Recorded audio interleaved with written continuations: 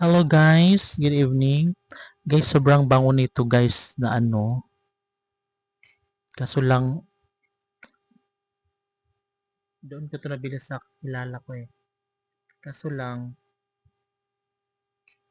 parang, parang wala na siya, parang hindi na siya nagtitinda nito guys, walang stock na. Kaya ayun, tipid-tipid lang mo dyan. Sobrang ganda talaga ang bango-bango. And of course guys, ready na po yung ko. Kita ba? Yung polo ko bukas puhon sa aming party.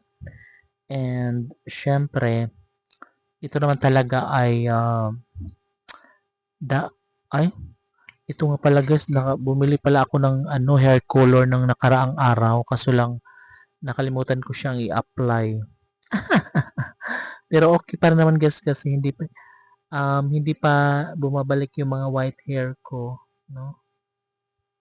And gusto ko rin ano sana na may bagong gupit tapos hair color na. Kaso lang okay man maiksi pa naman and hindi pa hindi pa bumabalik yung mga uban ko sa aking buhok, di ba? So, ano pa siya guys, sobrang black pa po, kaya next time na lang.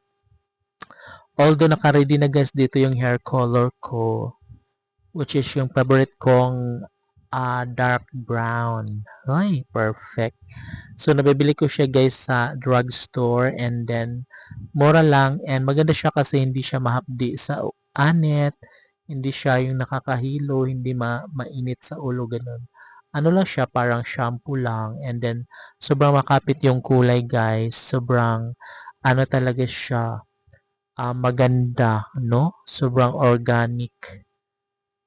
At hindi ka unlike no mga ibang guys ba na mga hair color na talagang talaga siya mainit sa ulo yung parang nahihilo ka and parang nagmamadali ka na sana 30 minutes na agad para mabanlawan na yung ganun.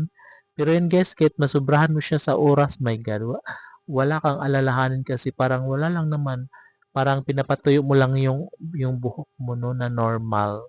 And of course, yan naman po guys ay talagang